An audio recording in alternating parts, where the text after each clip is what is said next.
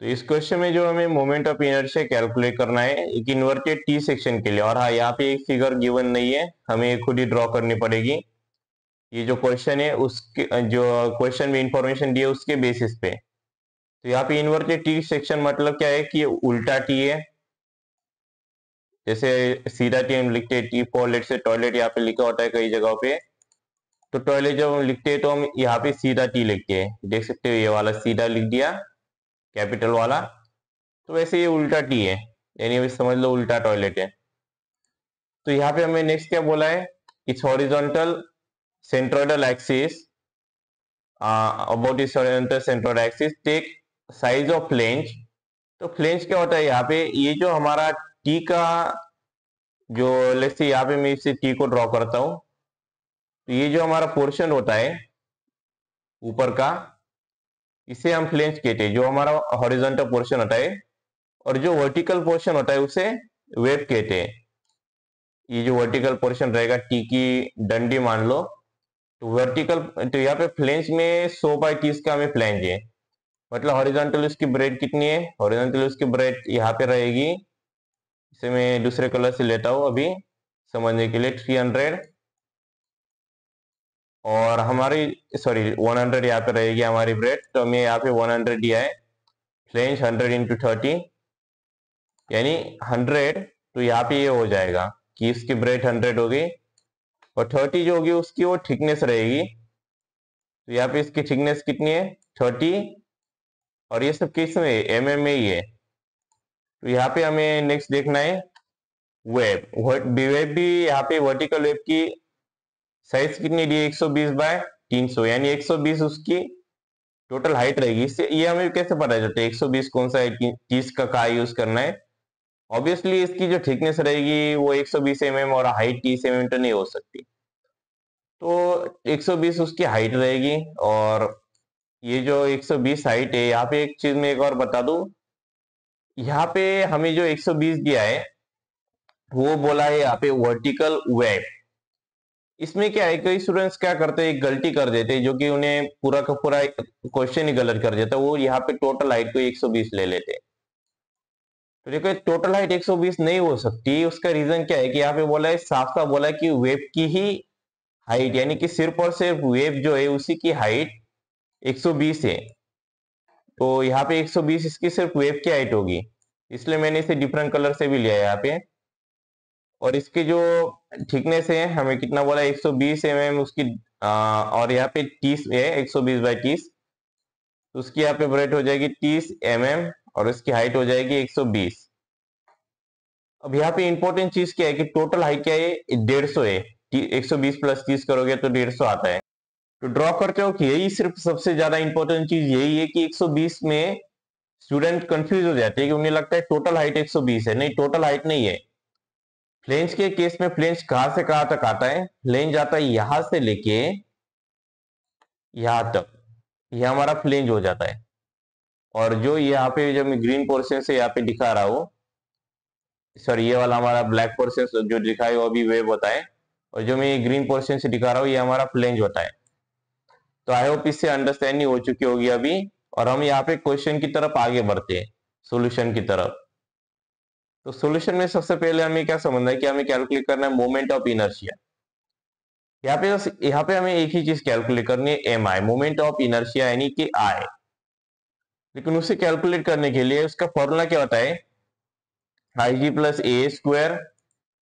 जो हमारा पहला एरिया रहेगा उसके लिए, तो पहला एरिया कौन सा, सिंस ये इन्वर्टेड टी सेक्शन है तो हम बॉटम से शुरू करते हैं। तो बॉटम में ये हमारा पहला एरिया हो गया, ये हमारा जिसे हम कहेंगे फ्लेंज, ये हमारा पहला एरिया है। और जो हमारा वेब जो है यहां से लेके यहां तक, ये हमारा दूसरा एरिया हो गया। तो IG × A² पहले वाले का प्लस IG × A² दूसरे वाले का। तो शुरू से हम यहाँ पे समझेंगे कि एरिया क्या है, A1 और A2 यहाँ पे हो गए। एरिया 1 पहले वाले के लिए, एरिया 2 दूसरे वाले के लिए। तो पहले हम यहाँ पे एरिया कैलकुलेट करना समझते हैं।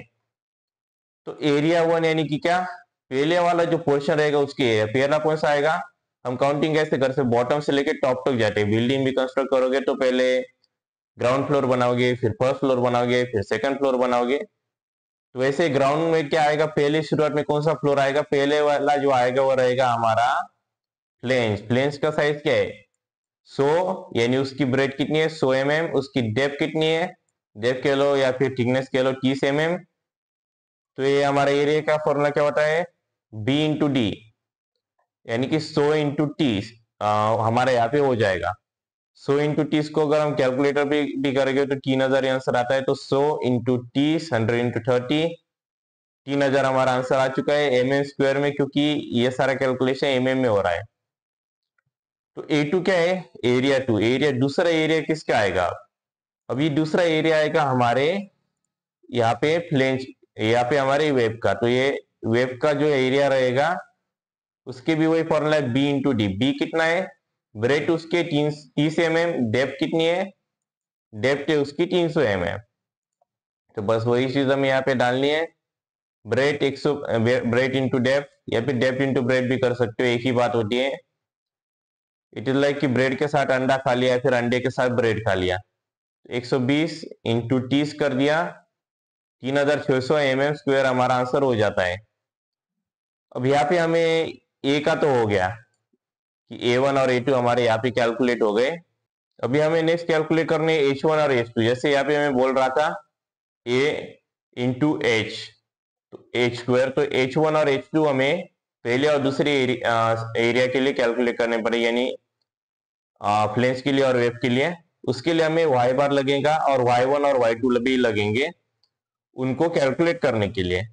तो पहले हम देखते हैं कि y1 कैसे कैलकुलेट करते हैं। y1 का मतलब क्या होता है, y का क्या मतलब होता है, बहुत कंफ्यूजन लोगों ने करके रखा है। इसका सीधा मतलब होता है, तो y जो होता है y1 के लो, y2, y3, y5, तो उसका मतलब होता है जो भी हमारा पर्टिकुलर पार्ट के लो या फिर सेक्शन के लो। जैसे इस केस में पहले में हमारा आता है फ्लेंज, तो जो भी हमारा पार्ट रहेगा उसकी हाइट डिवाइडेड बाय 2,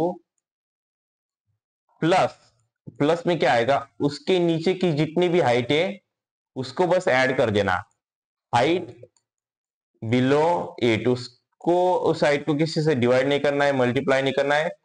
अभी फॉर एग्जांपल मान लो हमें y2 कैलकुलेट करना है। अभी फॉर एग्जांपल के लिए y2 मान लो, जो कि हमें वैसे भी कैलकुलेट करना है। तो y2 में क्या आएगा, वेब की, हमारा वेब आएगा, तो वेव की हाइट डिवाइडेड बाय 2, यानी कि 120 को अगर डिवाइडेड बाय 2 करेंगे यहाँ पे तो क्या आएगा 60। लेकिन उसी के साथ मैंने क्या बोला था, हाइट बिलो 8। तो यहाँ पे हमारा फ्लेंज कहाँ तक है, तो हमारा फ्लेंज है, सॉरी वेव है हमारा यहाँ तक, और नीचे क्या है फ्लेंज है। तो कई बार फ्लेंज और वेव का भी कंफ्यूजन हो जाता है। तो यहाँ पे क्या है, फ्लेंज की हाइट, ये सॉरी वेव की हाइट है यहाँ तक, उसके नीचे फ्लेंज की हाइट। तो इससे हमें क्या पता चलता है, वेव के नीचे फ्लेंज है और फ्लेंज उसके नीचे की हाइट कितनी है, इसके नीचे की, वेव के नीचे की वो है 30 mm। तो यानी कि हमें 60 प्लस 30 डालना पड़ेगा, जो कि 90 आएगा, जो कि y2 देख भी सकते हो 30 प्लस 120 बाई 2। कई बार आगे पीछे भी अगर थोड़ा प्लस माइनस का किया कोई इश्यू नहीं रहता। तो यहाँ पे नेक्स्ट हम देखेंगे y1। y1 के केस में क्या आता है, y1 के केस में सिर्फ और सिर्फ एक ही एरिया आएगा। तो y1 किसका रहेगा, यहाँ पे y1 रहेगा फ्लेंज का। तो फ्लेंज के केस में भी वही सेम फॉर्मूला है कि height of the object divided by 2 plus height below that object. तो यहाँ पे हमारा जो फ्लेंज है इसके नीचे तो कुछ भी नहीं है, इसके नीचे कोई भी हाइट नहीं है। तो यहाँ पे क्या होगा, हाइट बिलो, इसके नीचे कितनी हाइट है 0। तो क्या होगा 0, तो 0 तो हम लेंगे नहीं। और इसकी हाइट कितनी है, खुद की height of the object divided by 2। Height of the object कितनी है 30, तो 30 बाय 2 कितना 15। तो यहाँ पे हमारी हाइट y1 क्या होगा 15 mm। तो आई होप इससे y1 और y2 का कंफ्यूजन अभी लाइफ टाइम के लिए दूर हो चुका होगा। अगर नहीं हुआ तो कमेंट में बता देना, मैं उसके लिए कुछ और इजी वे में एक्सप्लेन कर दूंगा, या फिर उसके लिए चाहे तो डेडिकेट लेक्चर भी बना लेंगे। तो नेक्स्ट है y बार। y बार हमें कैलकुलेट करने के लिए उसका फॉर्मूला क्या होता है, a1 into y1 plus a2 into y2 divide by a1 plus a2। या फिर जितने भी हमारे एरिया होंगे या फिर सेक्शन होंगे वो उतना ज्यादा बढ़ता जाएगा। जैसे मान लो यहाँ पे ऊपर के, इसके ऊपर लेट से यहाँ पे कुछ थोड़ा सा गलत हो गया। इसके ऊपर लेट से ऐसे आई होता, तो ये A1Y1, यहाँ पे फर्स्ट आता A2Y2 plus A3Y3 divided by A1 plus A2 plus A3, ऐसे हो जाता। तो जितने ज्यादा पार्ट होती है उतना ज्यादा बढ़ता जाता है। Basically area divided by Y1 Y2। तो एरिया 1 क्या है? एरिया 1 है हमारा 3000, तो 3000 हमने लिख दिया A1 की जगह पे। Y1 कितना है? 15, तो 3000 इंटू 15 प्लस दूसरा क्या है? A2Y2। तो A2 क्या है हमारा? 3600, 3600 हमने लिख दिया इंटू Y2 कितना है हमारा? 90, तो इंटू 90 हमने यहाँ पे लिख दिया इसका, divided by A1 plus A2। A1 क्या है? अगेन 3000, A2 क्या है? 3600। बस इसे कैलकुलेटर पे डालना है। लेकिन उसके लिए भी एक चीज मैं बता दूं कि कैलकुलेटर पे जब डालोगे तो यहाँ पे डबल ब्रैकेट, और ये जो टर्म है 3000 इंटू 15, इसे ब्रैकेट के अंदर ही डालना है, और इस पूरे टर्म को ही ब्रैकेट डालना है। यहां से लेके ये जो पूरी टर्म आएगी ऊपर की, इसे ब्रैकेट में डालना है, और डिवाइडेड बाय जब करोगे तब भी ब्रैकेट में ही डालना है। उसका रीजन क्या है कि कई बार ब्रैकेट में अगर हमने नहीं डाला तो आंसर गलत आने के चांसेस बढ़ जाते हैं। तो इसे डिवाइडेड बाय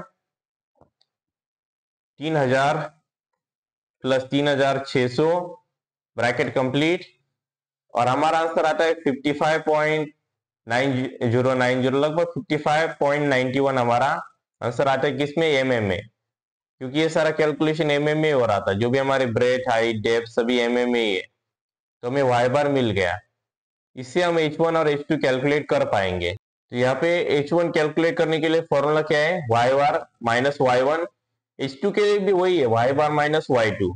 जैसे H1 का था Y1 माइनस किया, H2 के केस में Y2 माइनस किया, लेकिन क्या है H2 की वैल्यू थोड़ी सी ज्यादा है, तो इसलिए यहाँ पे उसे Y2 माइनस Y1 किया। वो देखते हैं कैसे किया। तो Y बार की वैल्यू क्या है? हमने कैलकुलेट किया 55.91, तो हमने लिख दिया 55.91 माइनस Y1 की वैल्यू क्या है? 15। तो 55.91 माइनस 15 करोगे तो यहाँ पे मैं करके भी दिखाता हूँ, 55.91 माइनस 15, एंटर, 40.91 mm। और H2 के केस में क्या है कि Y2 की वैल्यू 90 mm है, तो 90 में से अगर हम 55.91 अगर माइनस करेंगे तो निगेटिव में आंसर आएगा, और हमें H2 यानी हाइट का आंसर निगेटिव में नहीं चाहिए। इसी कारण से हम Y2 को पहले डालेंगे, जो कि है 90 माइनस 55.91, और हमें आंसर पॉजिटिव में आएगा जो है 34.09 mm। अभी नेक्स्ट क्या आता है? नेक्स्ट है हमारा IG।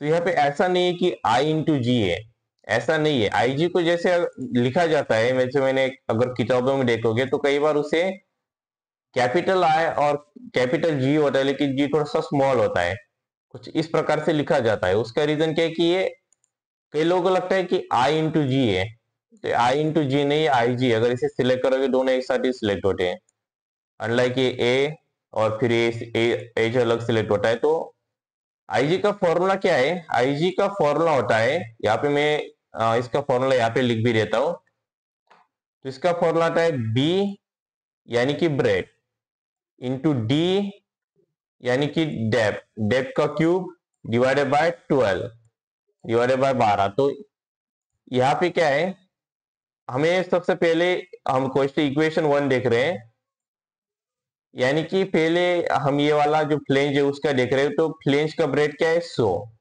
फ्लेंज का डेप्थ क्या है? 30, तो ये क्या होगा? 100 इंटू 30, 100 इंटू 30 का क्यूब, क्योंकि डेप्थ क्या है? 30 है, तो 30 का क्यूब डिवाइडेड बाय 12। और बाकी हमारा A1 तो पता है हमें, A1 कितना था? 3000। H1 हमने कैलकुलेट किया 40.91, तो 40.91 का स्क्वायर, क्योंकि फॉर्मूला क्या था? A इंटू एच स्क्वायर पहले वाले का। यहाँ पे जो इंटू 1 किया है तो इंटू 1 नहीं है, एक्चुअली ये ऐसे थोड़ा सा, ये देखोगे यहाँ पे डिफरेंस दिखाई देता है, ये थोड़ा सा प्रिंटिंग मिस्टेक है। ये जो 1 है ऐसे नीचे जैसे आया है, सबस्क्रिप्ट कहते हैं इसे, तो ऐसे नीचे आना चाहिए था। खैर कोई नहीं, इतनी बड़ी मिस्टेक भी नहीं है। तो देखते हैं नेक्स्ट क्या है।